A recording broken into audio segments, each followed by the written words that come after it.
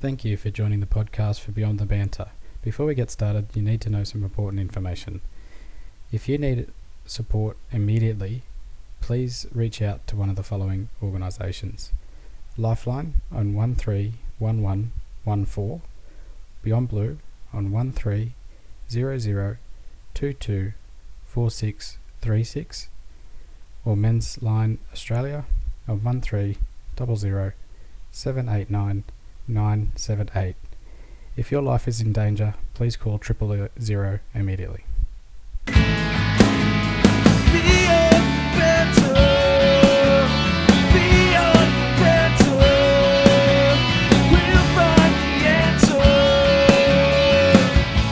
Tips for dads out there. Did you guys do birthing classes?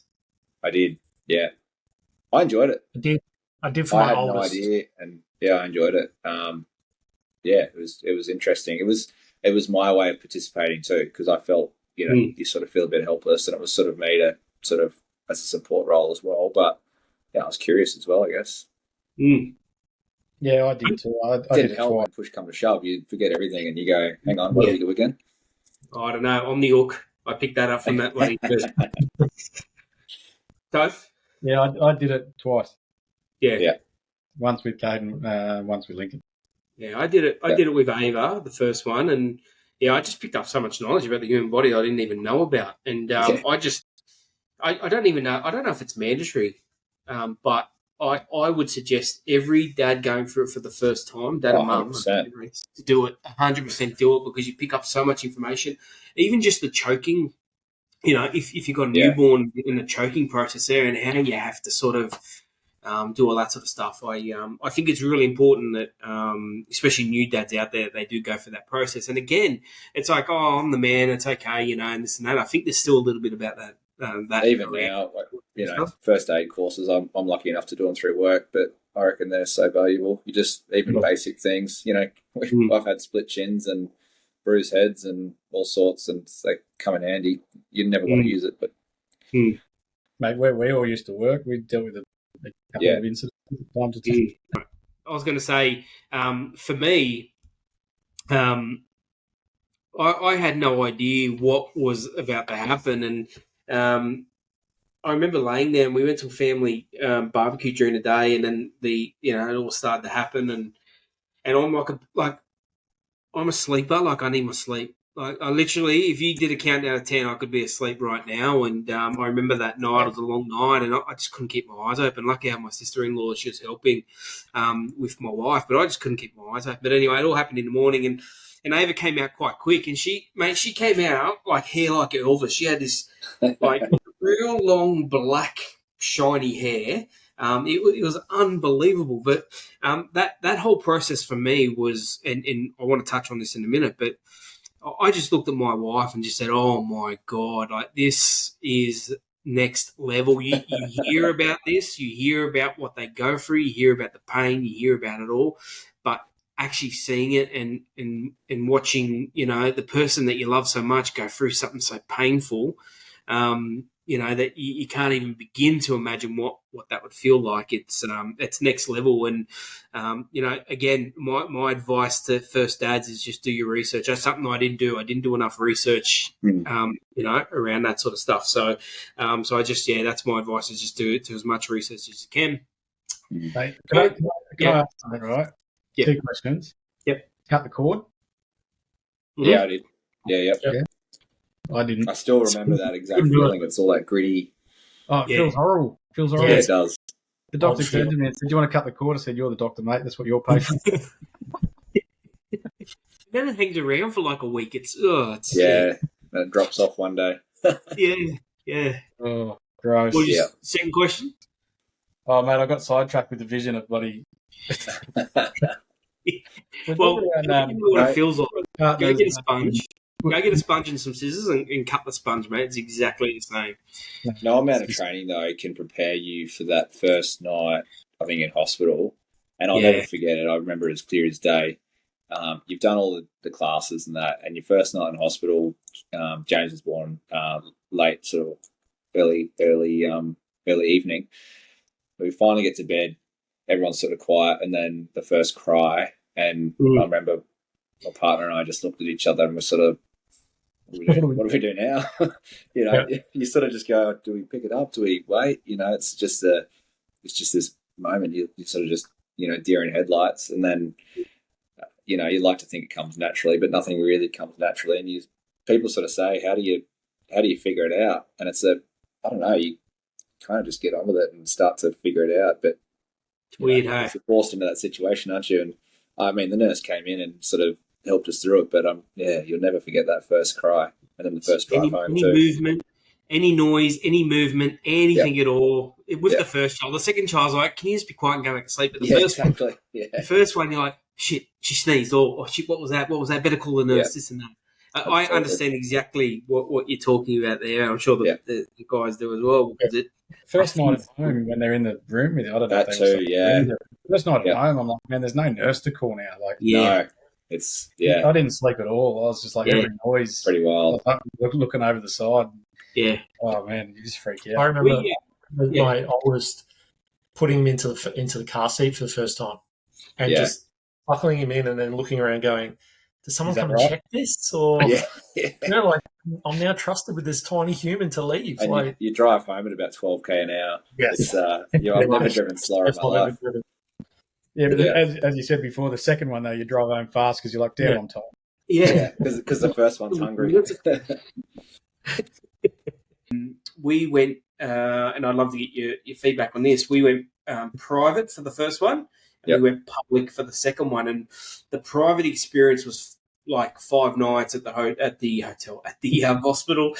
It was like a hotel for me, but I could sleep there. We had a big, it was a double bed. We had the baby there. I could treat it like home. And then the second one literally had Parker and wheeled her into the ward, and the nurse was like, "Oh, do you want to go home tomorrow?"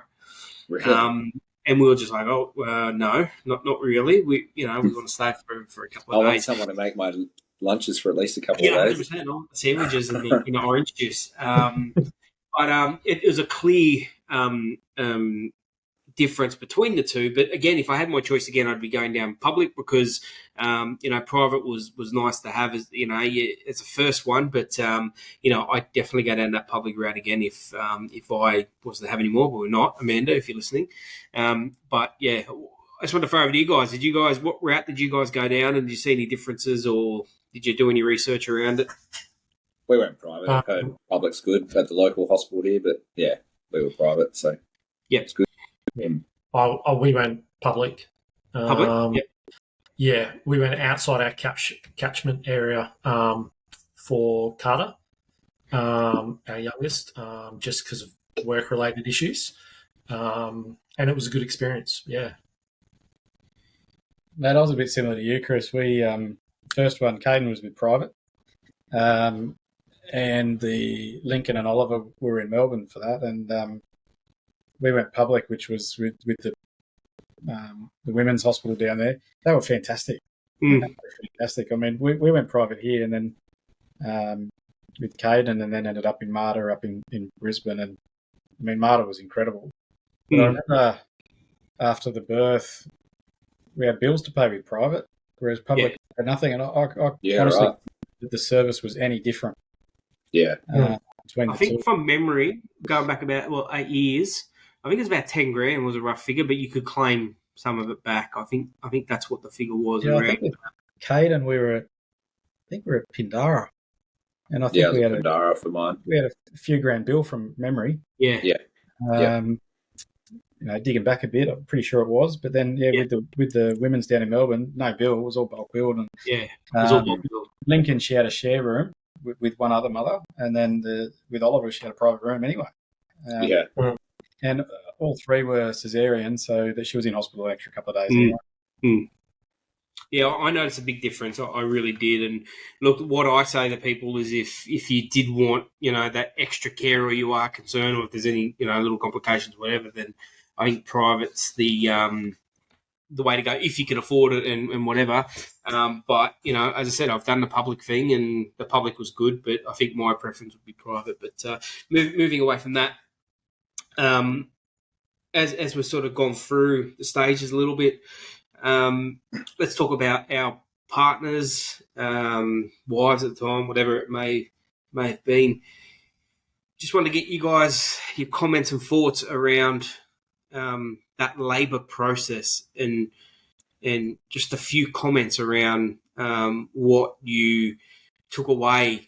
For me, realising how strong, and I'm sure you guys are going to echo the same comments, but just how strong and tough and keeps going, and it's probably, you see the person that you love, they're laying there in so much pain, but there's so much joy to come out of it, and trying to help them through it. Guys, I'll throw over to you for a quick discussion around thoughts around how what you learned from that process about your partner or ex-wife, whatever the case may be, but what you actually learned about, let's say, the female going through that process. Oh, I mean, it's amazing. You'd be crazy to say otherwise, I think. But I was in the room the whole time, and my first was about a 24 odd hour process. So it was pretty lengthy, and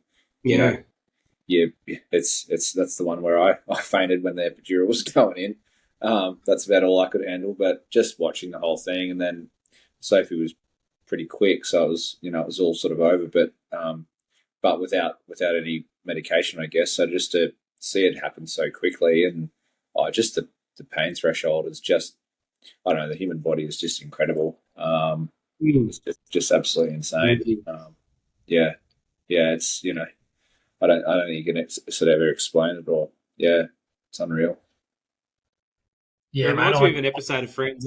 You guys, I don't know if you guys seen it, but it's one of the later ones where Chandler and Monica, the surrogate, has the baby, and Chandler turns around and says, "I don't know what would be more painful, being kicked in the nuts or giving childbirth." I don't know if you guys have familiar. That's quite funny. But, birth though. Yeah, no question.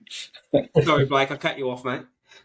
No, I was just going to echo Tommy's thoughts. It's insane the amount of pain that they go through, and it just seems to continue to escalate. Obviously, mine is probably very fresh, only 10 months ago, and watching Semi in that much pain, and it seemingly just getting worse and worse, and calling for the doctor. You're pretty helpless, right? Yeah, absolutely.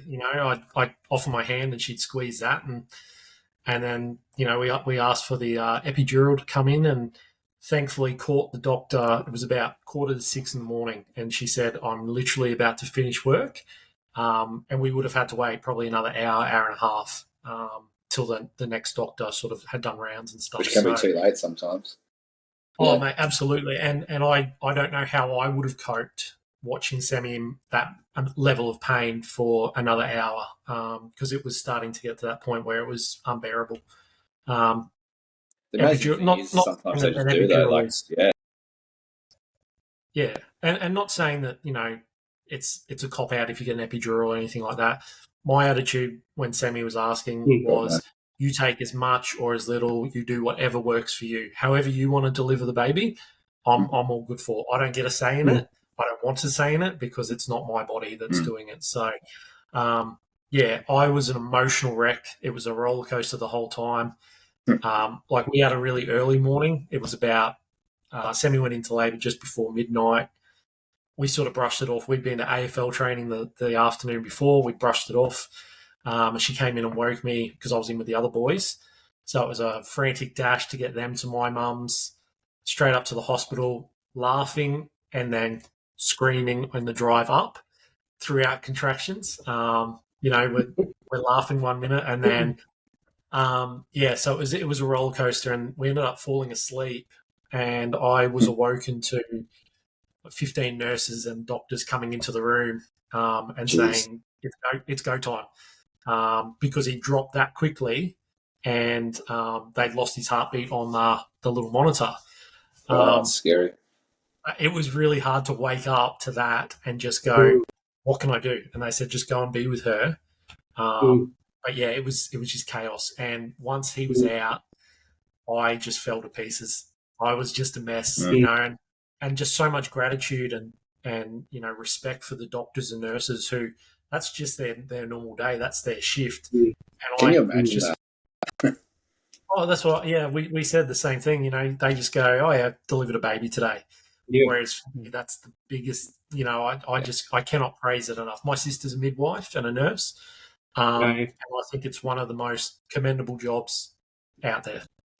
Yeah, I agree. Wouldn't pay me to do it. I agree. Yeah, imagine the emotions that come with it, dealing with emotional parents. Yeah. Stress, other kids.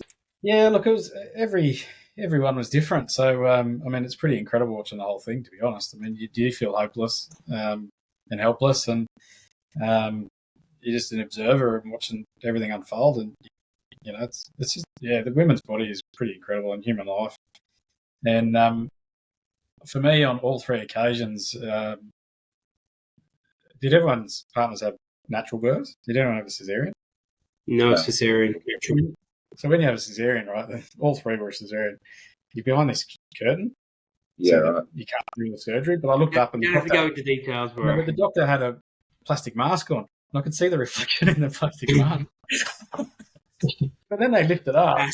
Gassie's loving it. Go, woo! Yeah, that's right. But then they lift the baby up, and it's just like a scene out of Lion King over the top of the curtain, right? Yeah. But I've never felt so instantly attached, I guess, and like he's here. Would you say it's just such an incredible feeling, and you hear about it from other parents, and you always just go, yeah, whatever. Yeah. But when you're actually in it, it happens every time. Yeah.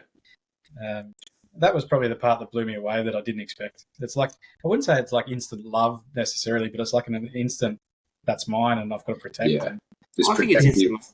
I think it's instant love. I think it's straight away some connection. I think it's instant straight away that, as you said, you got to look after this little kid. Like, this is it, and a little bit of panic. Absolutely. Mate, I think it's instant love. 100%. I think it's instant love. But I was like you, Blake. I was a mess. I was crying. I was bumbling. She was beautiful, and I just couldn't believe that I was a dad. Going back to my earlier point.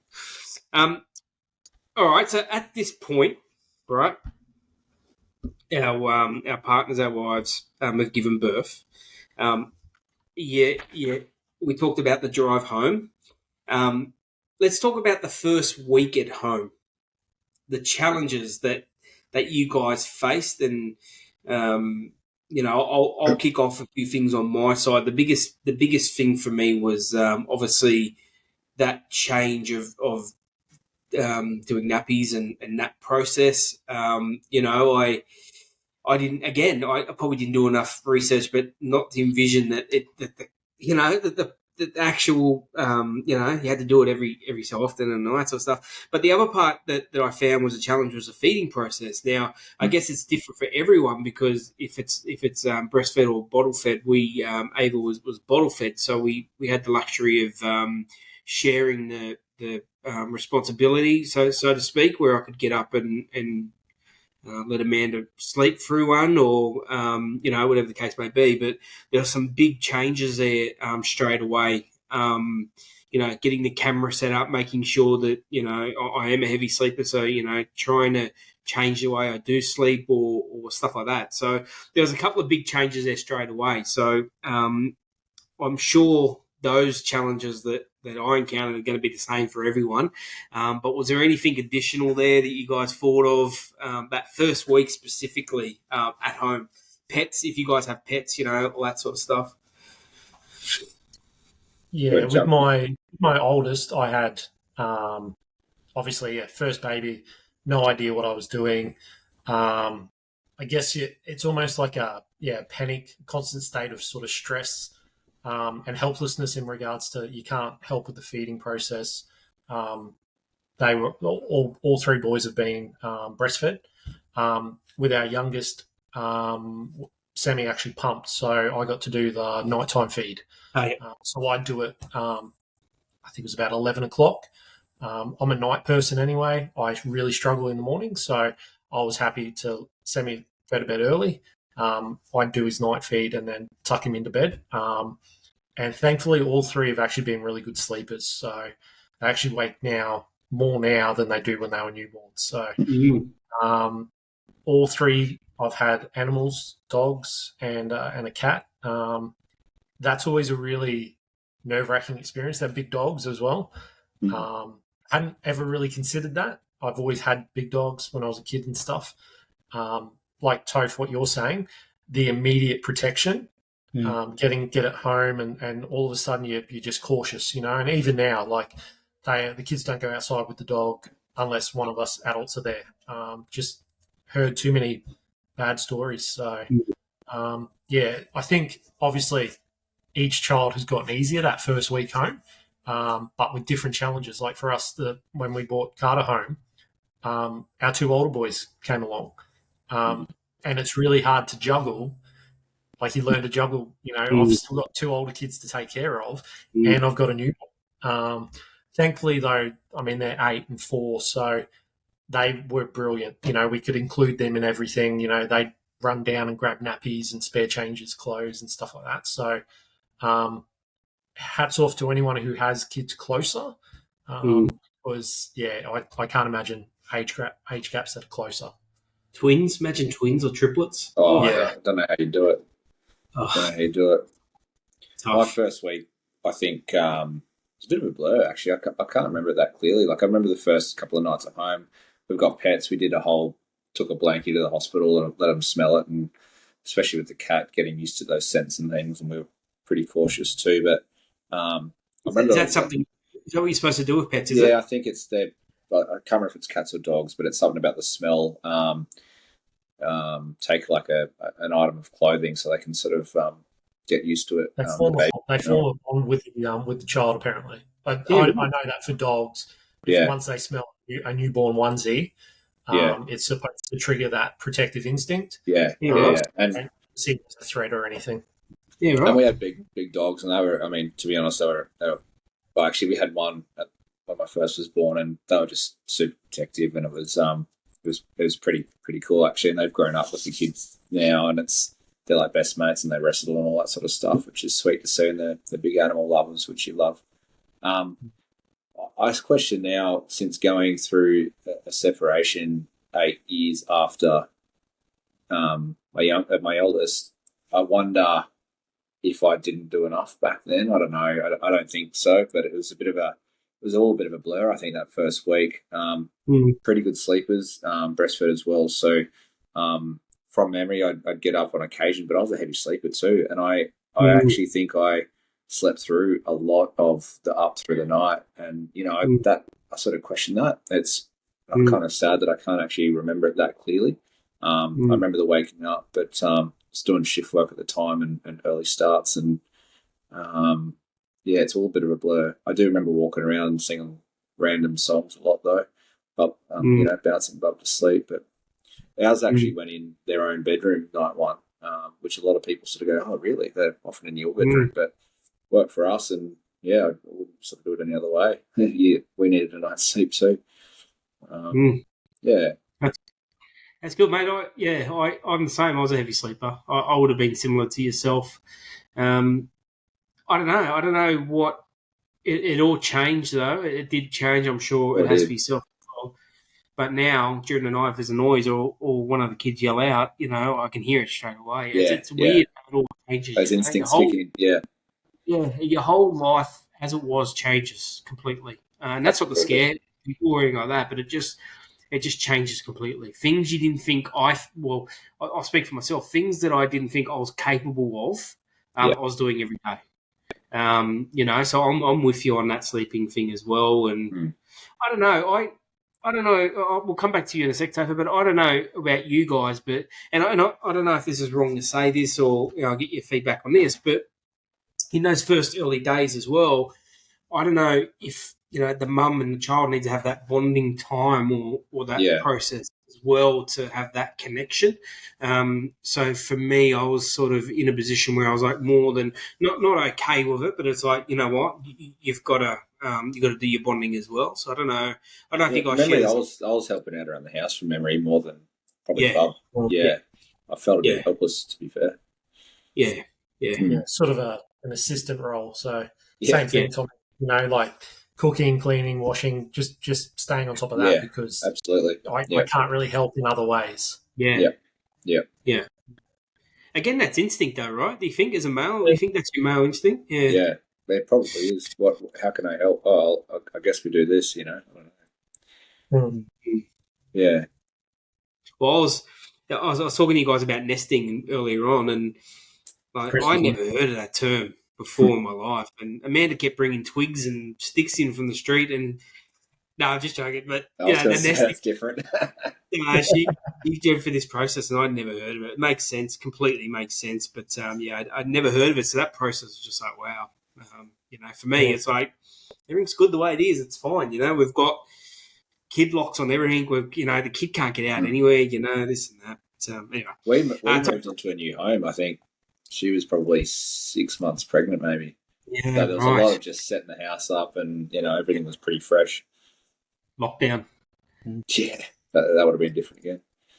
Yeah, I don't know how much money I spent on gates and cabinets.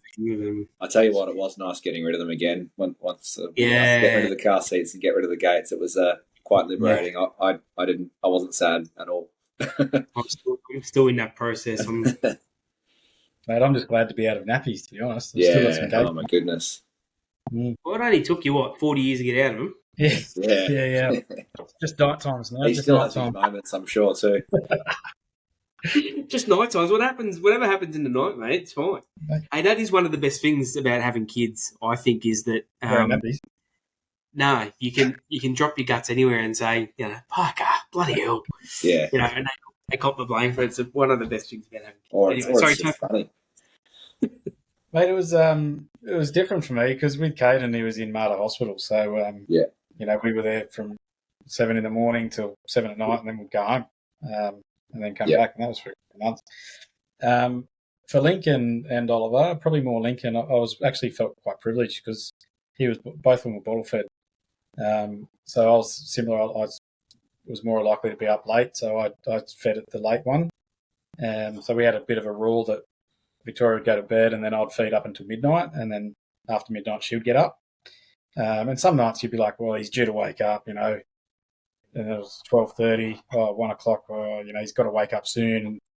And, I actually enjoyed that. And talking about bonding, I actually felt like I got to bond a bit in that process. And one was definitely easier because you could kind of share a little bit, and we were quite privileged. Victoria had a year off. And so that was quite helpful. So she would sort of tinker away and make dinner. It was actually quite nice. I'd come home and she'd have dinner cooked, and it wasn't like a role thing that we had sort of implemented. It just sort of unfolded that way, and it was really good. And then I'd come home from work, and especially as Lincoln got a little bit older, you'd sort of wrestle and play and all those fun things that you get, and the first interactions and smiles, and it was kind of great. It gets harder when you have two because you don't get that same balance, because when one's with one, one's with the other. Changes the dynamic again, doesn't it? Yeah, totally. But we tried to do a similar thing because he was bottle fed as well, so it worked all right for us. I think that's the key. I think it's been said a couple of times already, is what worked for you, right? An exciting part of the podcast where we get to talk about a few of our sponsors that have joined us for this year. Before we get into it, mate, I want to throw over to you and talk about feel-good moments, obviously fitting with the vibe of the podcast, and what takes us back to those special moments. From as a kid, what was it for you? What took you back? Like even now, you might see something, you might smell something, and go, oh yeah, that takes me right back. Where does it take you? Mate, funny you bring this up, right? We went to a lolly shop the other day up here, and as I was walking through, it had all these really cool lollies in there. And the one thing that I couldn't take my eyes off the whole time was Whiz Fizz. Yeah. I remember growing up as a kid and with my cousins, and we'd be at Shell Harbour Caravan Park, or even at home and with the grandparents. And Nan used to always bring out these Whiz Fizzes for us if we'd been good, I guess. And I remember it had the little stick in it. Was it the stick that you ate, or was it the liquid? No, it was you lick it, and then you'd dip it in the sherbet. Yeah. Pull it out, and then you would sort of lick it and then eat the sherbet, and then when you finish, eat the stick. Yeah. I always remember that, and I remember always looking really forward to having those, especially with my cousins, because we used to throw sherbet at each other as well. But, yeah. It was always good fun. I remember that.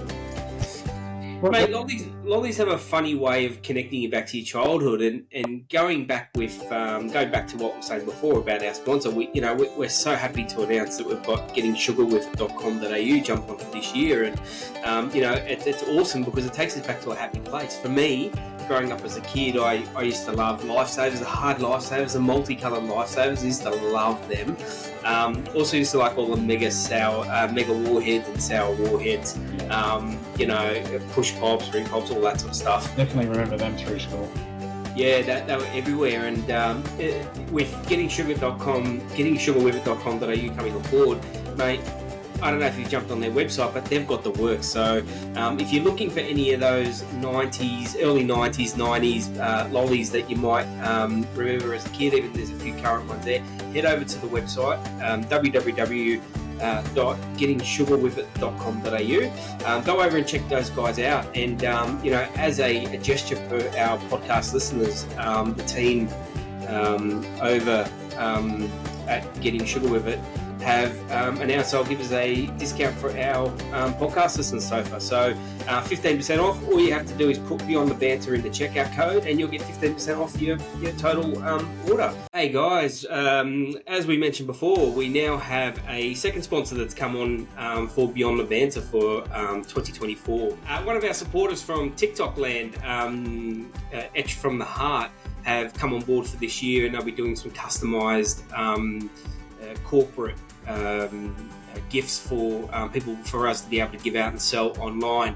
Topher, I don't know if you're familiar with this stuff, but going through corporate events and going and collecting merchandise at conferences, you always see these personalised gifts. And when I was talking to Dingo or Luke from Etched from the Heart, he was mentioning that he actually does it, and we got chatting, and here we are talking about a sponsorship for this year and him doing some stuff. So I don't know if you've seen the website yourself in terms of what they do, but it's some pretty cool stuff that they can do for us. So look, obviously anyone out there in corporate world, you're always looking to be a bit different and make sure you have something a bit customised for your clients. And it's great that we've got someone coming on board to support us with that and help us with our merchandise and products. And certainly want to give a shout out to him and his team, and make sure that anyone that's looking at stubby coolers or key rings and stuff, they can do everything.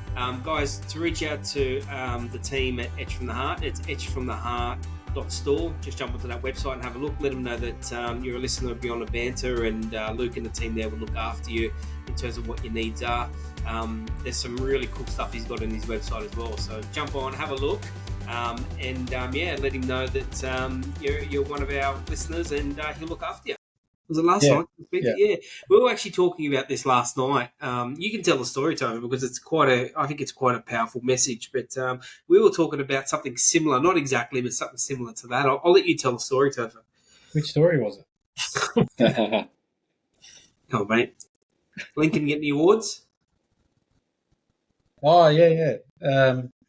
He at his school, he's only started school this year, so I'm still learning that whole process. But there's when he's a bit silly and not listening, he gets a timeout, and that's fine because he gets that at home pretty regularly.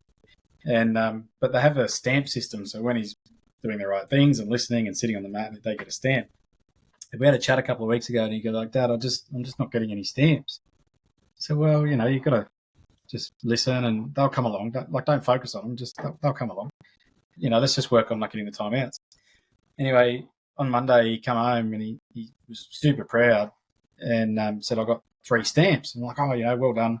And I sort of didn't really engage on it too much, and then every night we get into bed and have a bit of a chat about his day. And he said, "Oh, yeah, I got 3 stamps." And I went, "Oh, mate, I don't care about that. As long as you're trying." And it was funny because after that, I didn't pay attention, but in my mind, I reflected on that later on, and I remember his face kind of looked down, and in my head, I'm like, "Oh no, I've said the wrong thing."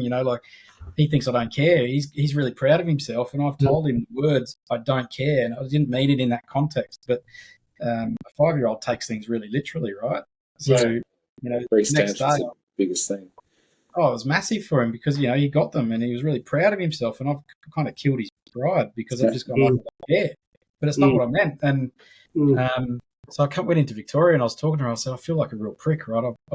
This kid's real proud of himself, and I've shut him down and basically said, I don't care. Like, so yeah, the next day I sat down with him and said, I'm really proud of you, and I didn't mean trying to explain what I meant with the context of the conversation. And yeah, it was just a moment that I said to Chris, I said, mate, how's that for a moment where you just sort of reflect on what you've said and how literally what you could have done better. Yeah. Oh, the amount of times I've come out from putting the kids down and I sit down and Sammy and I say, I should have done this, or I shouldn't have, reacted to that, or it's the time that you really reflect. And I think, touching on what you just said, Toph, something that I've tried to pick up, and I read it somewhere, was I always say, to the boys how proud I am of them, but I ask them if they're proud of themselves, so that they don't just become reliant on earning my pride or my, comments. Can I ask you about that, Blake? What did they say back to you? Like, I'm interested to see what they actually, what their response is. We have a very, very open relationship. And that comes from, dad. My dad was sort of the old school type of dad, where it was implied that you loved each other, but you never said it. My kids will say it 1,000 times a day. So we're very open and we sit down and we discuss everything. And I'll say, are you proud of yourself? And they usually say, yes, I am. And then they'll go into detail as to what, why they're proud. But yeah, they're very, very open, and, we make not a massive deal, because I'm not all about participation awards and stuff like that. But credit where credit is due. That's I like it. That's why I like it. It's something I'm going to think about, because I don't even think about doing stuff like that. I just, roll with it, and when they get upset, I'm there to help them, and And I've always been, I'm proud of you. But yeah, I read somewhere that it can create this sense of, they need to get that from other people. And I don't like that. How does that make you feel? Sort of question. Yeah. I haven't taken it that far. I really like that. I sort of do that. I'm proud of you and I love you. And even when we have an argument, I say, even when I'm angry, I still love you, mate. But, sometimes I just get a bit frustrated and I let it come out.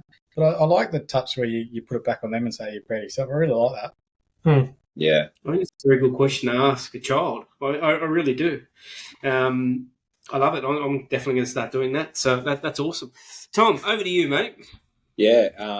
I'll probably just say quickly on that. It's amazing now as they're a bit older, the emotions that come. So asking them, how does that make them feel, is something that we've sort of started to talk about. How do you feel? Because there's a lot of emotions and I don't know how to express them. But mate, those first few, probably 6 months, maybe even a year, I actually really struggled to find a really close connection. I wasn't not engaged or anything, and I was sort of there, but I actually really struggled to sort of find that bond. That was all the love, all the admiration, all that, but it wasn't until they started to become a little bit more interactive, which is probably more that 6 month age, where I could start to play on the play mat and do that. And I don't know, I can't put it down to anything in particular. I don't know, I just struggled with that bond, and it was very close with mum, and I don't know what that was. Last night we were actually just watching through some old videos, and I love the power of technology. So we scrolled back to when they were both born, or that first 12 months, and we had a similar word. I think it was bopple or something similar, and that was I think it was mandarin, which was their favourite food. So the kids had asked for a bopple because they couldn't say mandarin. Yeah. But looking through those videos yesterday, and the kids watching them now as 9 and 7-year-olds, they were just cacking themselves laughing. But the highlights for me were dance parties, embrace that after dinner, have a good dance party, let your sillies out, But messy meals was, for me, as frustrating and as tedious as they can be at the time. Eat the meal, try and eat your veggies, all that sort of stuff. And I don't know, that's probably a whole nother conversation on how that works. But watching back now, embracing the messy meals and watching the kids laugh how messy they were, and my daughter had a yogurt dribbling off her eye and my son laughing, and watching them watch that now was just awesome. And it's a hard thing to say, but I think we can get upset over little silly things like, oh, you're making a mess, but man, they're going to make a mess. Just embrace it, I think, is my message. I think you touched on a really good point there around the bonding thing, and there's a couple of things that I'll sort of add to that from my point of view is, I don't think that is an issue or a problem. I think you can't force it. 100% you can't force it.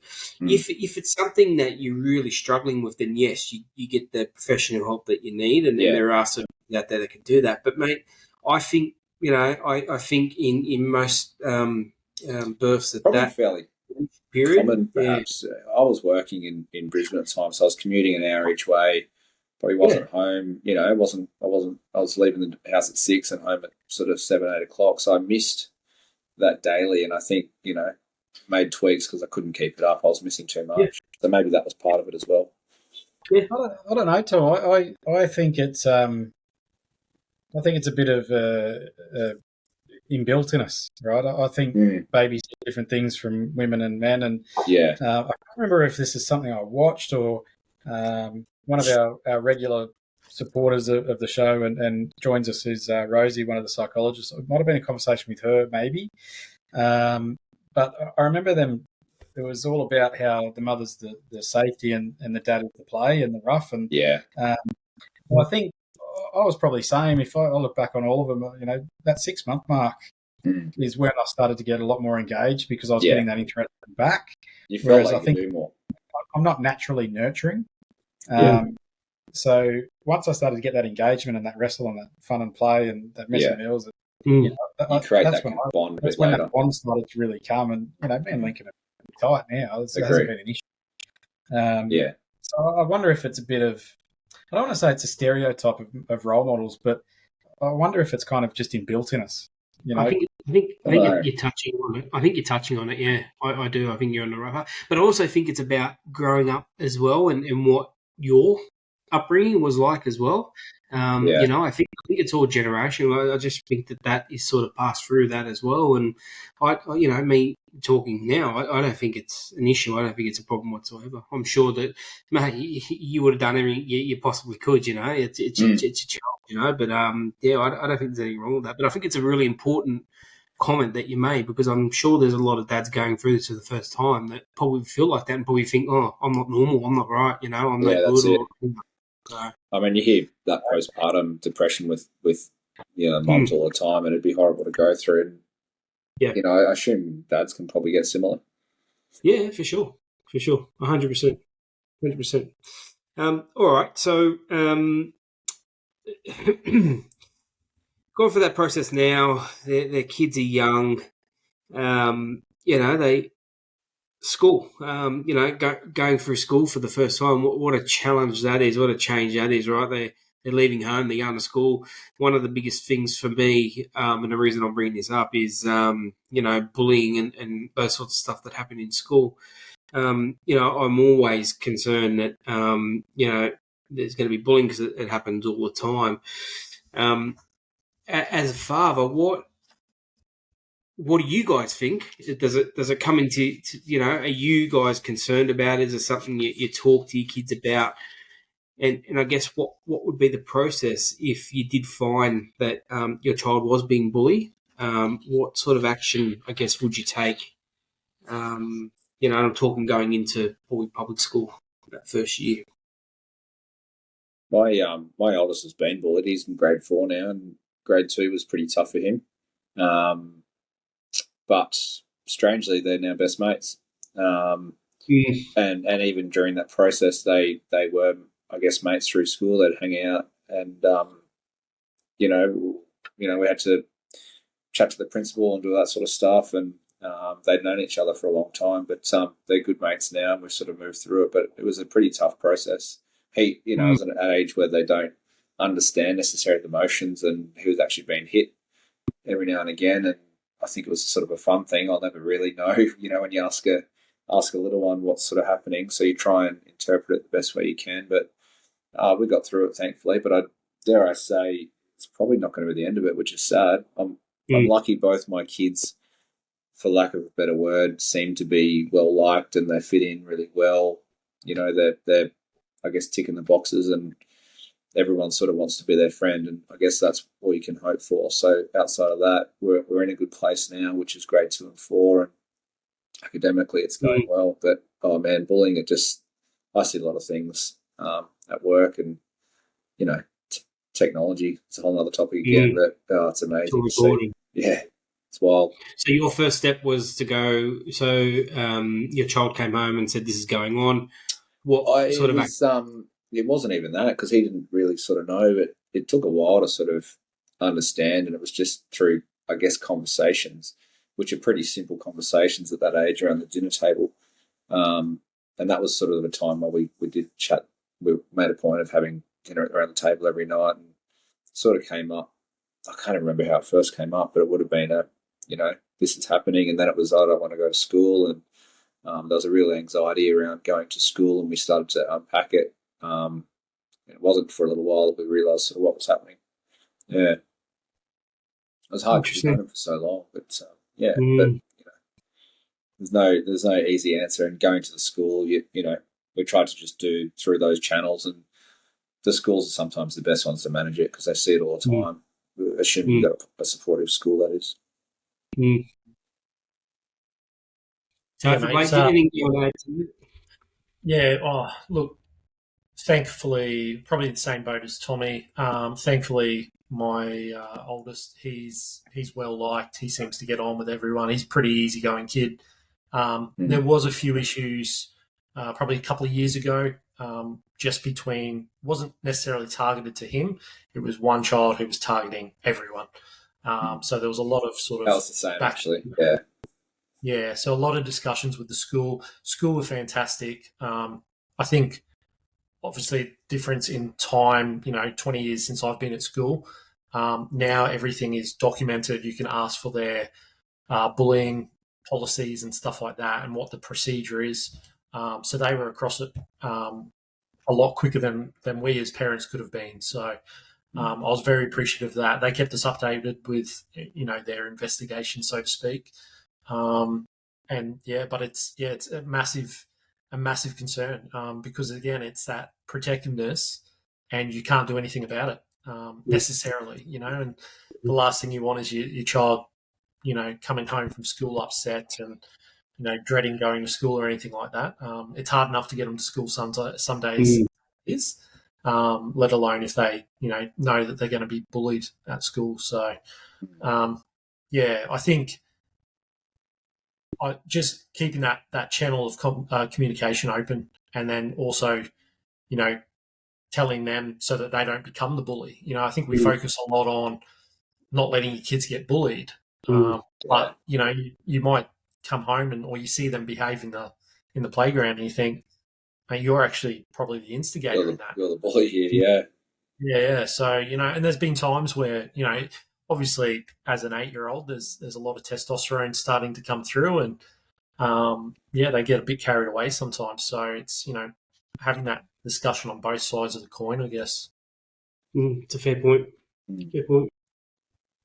Lincoln's only just started school, so I haven't seen too much of it from a school perspective. But he's obviously at school with a lot of kids from daycare, and one thing that's been interesting is there was a couple of kids at daycare that he never really used to play with, but now he's in their class because they're the only ones that he knows. They've sort of formed a bit of a friendship.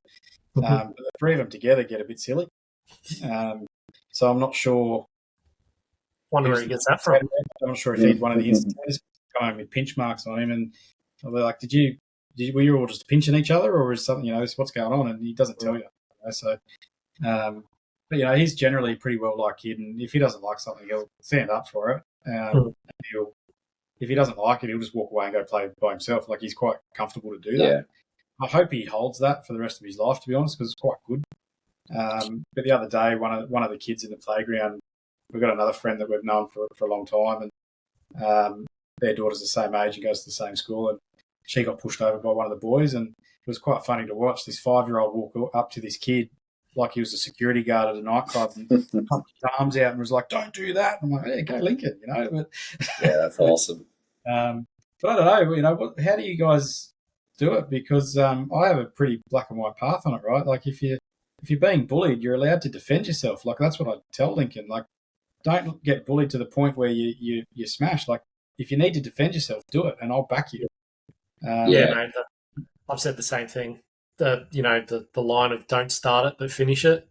Well, the reason this come up is because in daycare one time something happened and Lincoln defended himself, and we got told that there's a no hitting policy. I said, and when I heard the story, I actually said to the daycare, I said, "Listen, just so you know, if he's getting pinned on the ground and the only way he's going to get out is to knock the kid out, he can knock the kid out, right? Like he's got to defend himself for Christ's sake. I know you've got a no hitting policy, but he didn't start it." Yeah. So that's kind of the way I look at it. It's a tricky one, eh? There's no easy answer, is there? Yeah. So a lot of my conversations with Lincoln is who's the instigator, and were you literally defending yourself? Because if you were defending yourself, I think Blake, you said it's all about just keeping the conversation, isn't it? You want them to tell you everything, and you hope that continues through life as much as you can.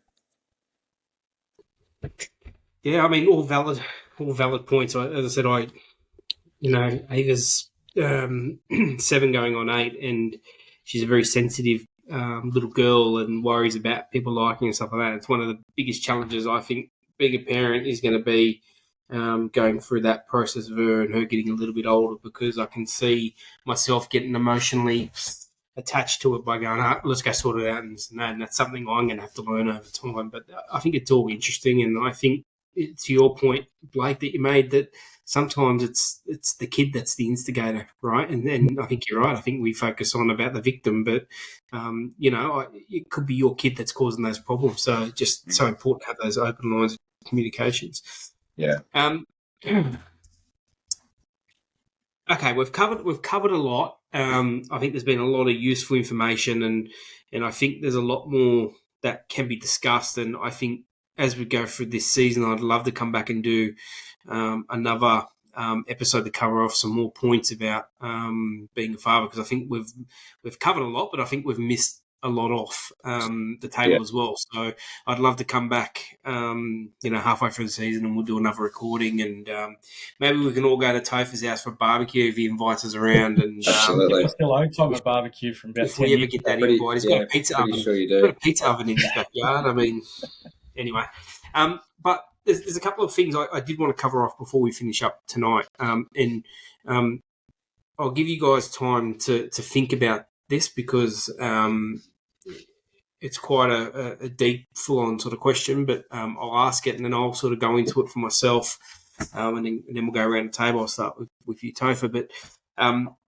the biggest pressures of being a dad, what you feel as a dad, and what, I guess, your expectations and what you want to deliver to your kids in your house, and how you want them to grow up. And for me, I think being that father figure, that you have to be this person that you always have to have a solution to a problem, no matter what it is. I feel like my kids look up to me if they need something fixed or they need something done. It's, Daddy, can you do this? Dad, can you do that? And just being able to put on a smiling face and a happy face all the time, which, as you guys know, it's impossible to do because there's just so many challenges and stresses in life. But it's about finding that little balance. I think technology plays a big part in our generation as well, because we are always on our phones, whether it's work or playing a game or social media or doing stuff beyond the banter. I think that does rob them of valuable time, and it's something that I'm trying to work on. But I haven't got that perfected. But, I think there's a lot of pressures there about just being happy, being smiling, being open. I sense that my little girl won't come to me and talk to me about some issue. She'll go to her mum, and I think that's natural. But, for me, I want to be that person that's there for him as well, So for me, it's definitely just being that strong person that's at home that will be there for him no matter what. And And the reason I bring it up is it's because that's a label that I've put on myself. I just do that. And to your point, Topher, is that just a male thing where you think that you have to be that person? I don't know. But for me, they're some of the pressures that I feel. I've recently been made redundant through work in December and had to go through Christmas and that whole period, not having a job and finding it a bit tough, but you still got to smile and you still got to, put on that happy face. I'm lucky I picked up a job, a casual job, in a we'll call it a whippy van. It's a ice cream truck. So I managed to find some work that's paid the bills. I'm actually starting a new job very soon. But, the biggest thing that, the biggest highlight for me over that Christmas period, I didn't get to see much, but there was one day there where I brought the whippy van down the street, put the music on and served them ice cream. Good. They came in and did slushies and all that sort of stuff. But, such a small thing that just, makes them think that, that he's a sort of hero. And again, I think that's me putting too much pressure on myself to be there for him. But I'd love to get, your thoughts around it. And, Topher, I'll kick it off with you. Yeah, I think it is the society pressures of the male role, right? And ultimately, you just want to, I don't know about everyone else, I assume it's all the same, but to me, you just don't want to fuck them up, right? Like, you want them to come through life and be resilient and true to themselves and safe and make right decisions, right? So it's just getting through each of those milestones and just watching those moments where that's happening and you're going, yes, I'm actually doing an all right job. I do show emotion with Lincoln because I want him to be able to be comfortable around that. Chris, we've talked about this and why we on the band had started, right? Like, being able to break down that stigma, and I don't want him to start with the stigma. So, me and him have had a few little cries over different times, and and explain it to him why I'm upset.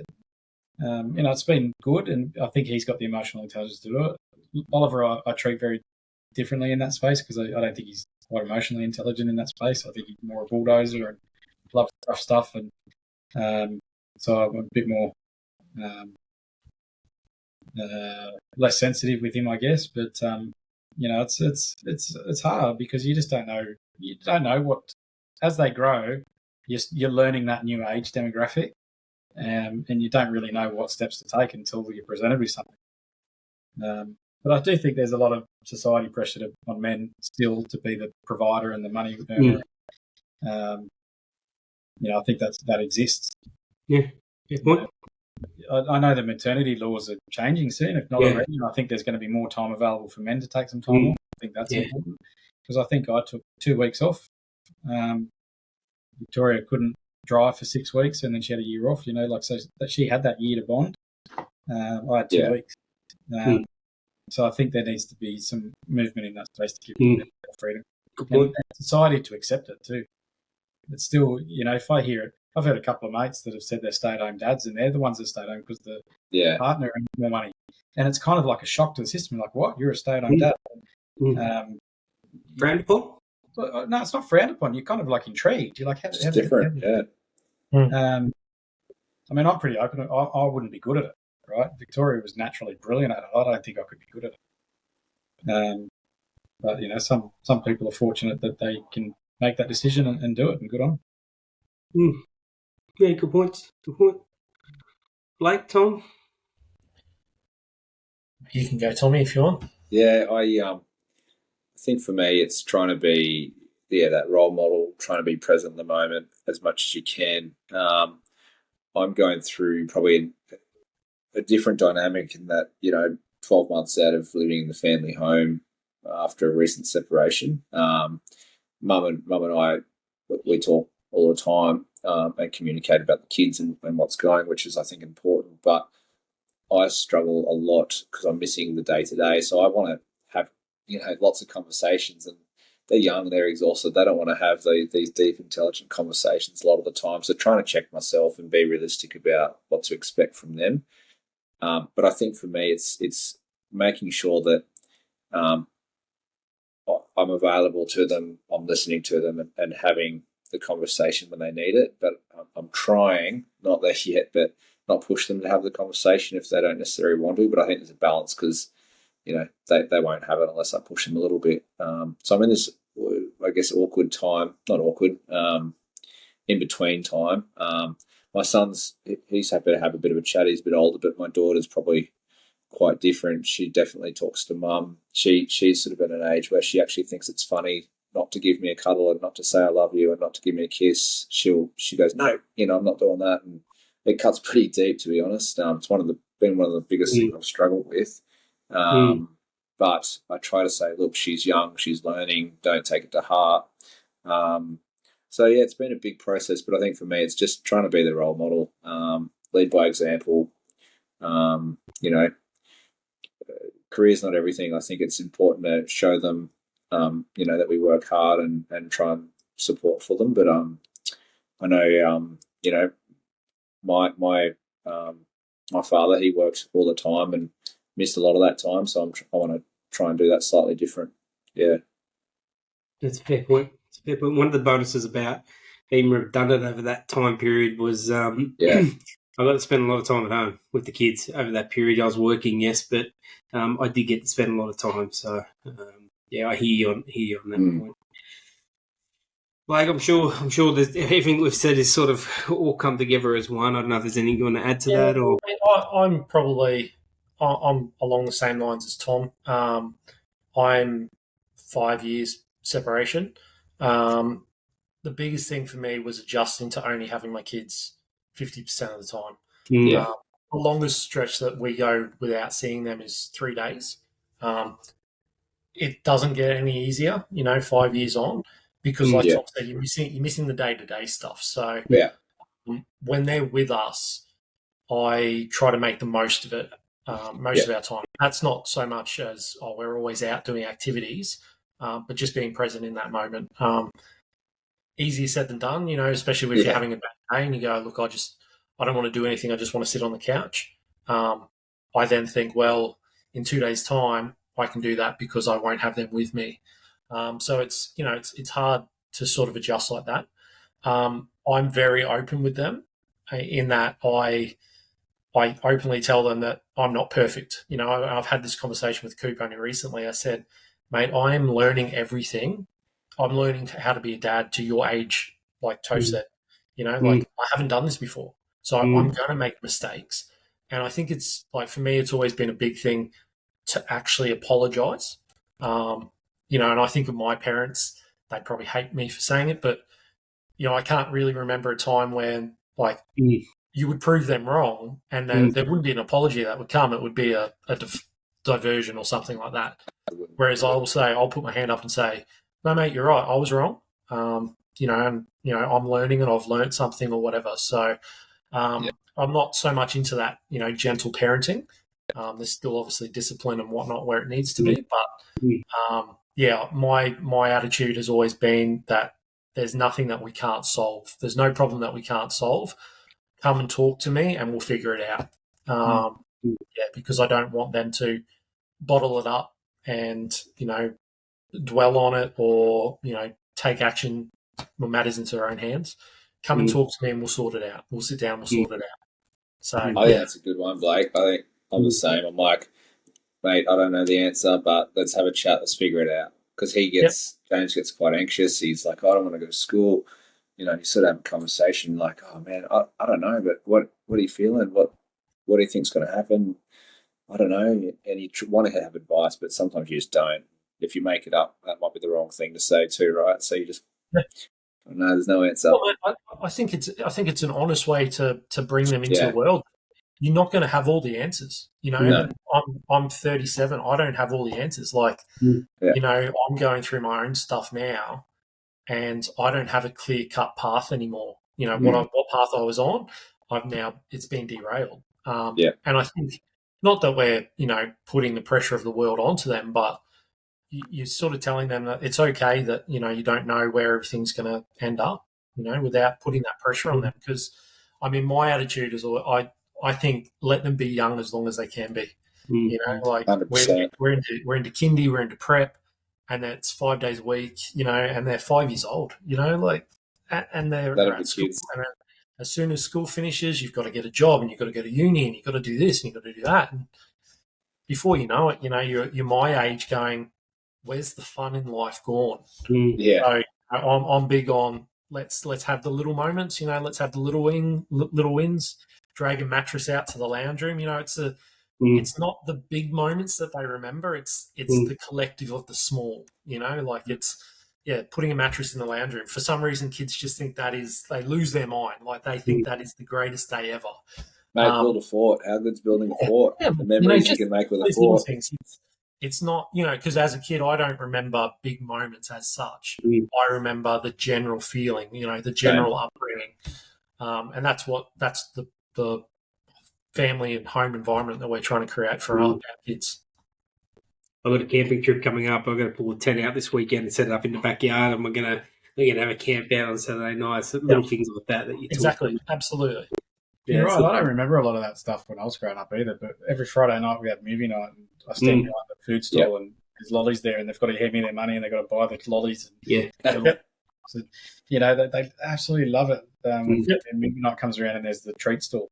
Mate, and that's brilliant. That's the stuff that that they'll take on to their kids as well.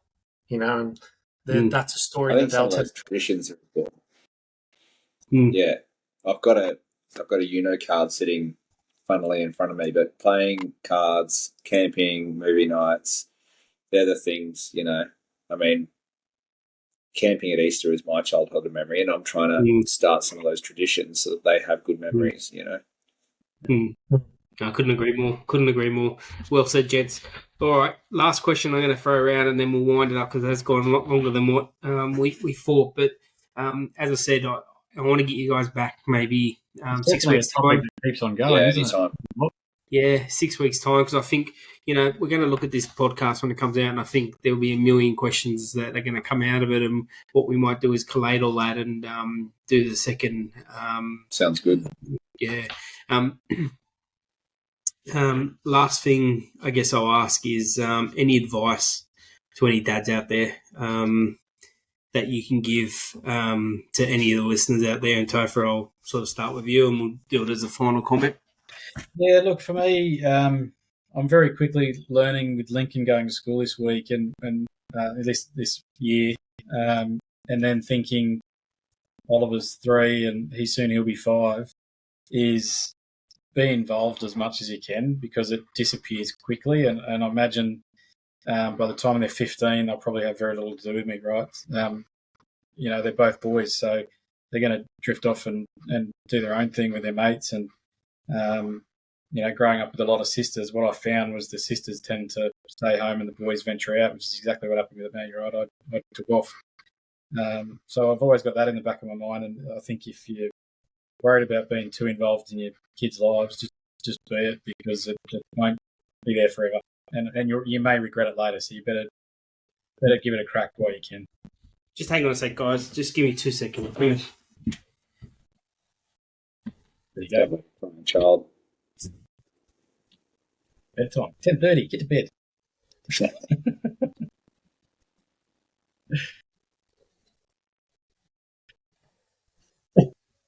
There is some crying. We all heard that sound.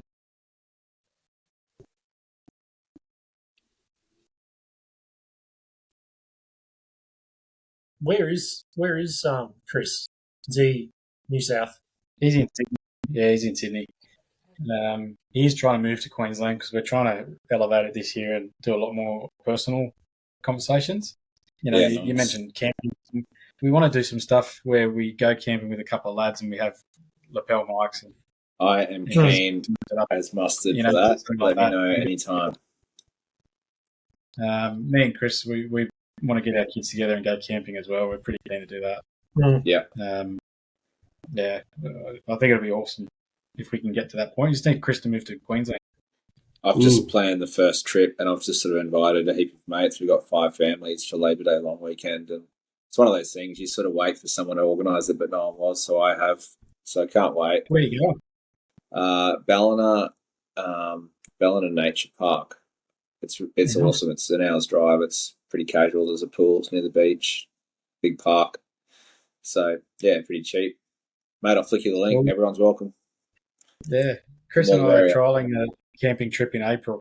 Yep. And if it goes the way we're using it a bit of a trial, and if it goes the way we want towards the end of the year, we're going to do a pretty big thing. Let me know. I love it. Yeah.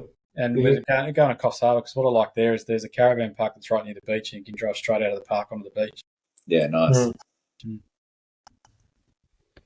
All right. My little one is singing out. So, all right. So, got yours, Topher. So, Blake, final comments, any advice to any parents out there or any dads out there? Sorry. Just be kind to yourself. I think don't be so hard on yourself. Pretty much what Toph said about just enjoying the little moments, because it does go very quick. I realised that when Coop went to school, I actually took Huddy, my middle child, I took him out of kindy one day because you just don't see him once they're back at school. So I've always put family first over career-wise, because I read a quote years ago that said, no one on their deathbed ever says, geez, I wish I worked more. You know, and that always sort of hit home with me that, you know, you want that time with your kids. So, yeah, just enjoy it. Awesome. I like that, Blake. I think for me, don't be afraid to laugh, be silly, enjoy those, those younger, silly moments. Have rude jokes, have serious conversations, try and just, I think for me is try not to get upset over little things. I was listening to something and they said, geez, we get upset about don't do that, don't do this. I'm like, who's it really bothering? Is it really bothering anyone that they're doing something? Is it going to, obviously if it's going to break, but don't sweat the small stuff. I think sometimes just embrace a little bit of the chaos while they're young and try to make the most of it and have a laugh on the way. Easier said than done, but certainly trying. I agree with you there, Tom. And that was a conversation I had with somebody else a couple of months ago. And she said to me, does it matter? Can you turn that into a laughing moment? And with Link in the last few months, I've turned a lot of those moments that I usually get frustrated into a bit of laughter. And all of a sudden, he's actually doing what I want him to do because it's all a bit more fun rather than the 20 minutes of going, just get ready, just put your knickers on. It's made a massive difference. So 100% on board with that. I'm glad you mentioned it. Parker puts his hand on my shoulder and he says, relax, bruh. That's his new thing. Every time he gets worked up, I just do that to him, and it's just a joke that we have. But, all right, guys. Look, as I said, I think there's going to be a million things that come out of this podcast. We'll make it a two-parter because there's a lot of information in here.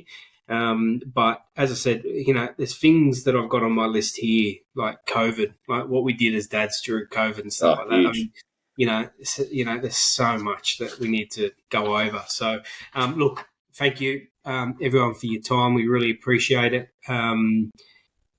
We can't wait to get this one sort of out and for people to have a listen to. We'll split it up into a two-part series because of the content and the time on it. So, so leave it with us and we'll do what we do behind the scenes and we'll get this out ASAP. Cool. Thanks, lads. Thanks for putting together. Appreciate being included and keep me posted on little adventures. Yeah, anytime. Thanks, guys.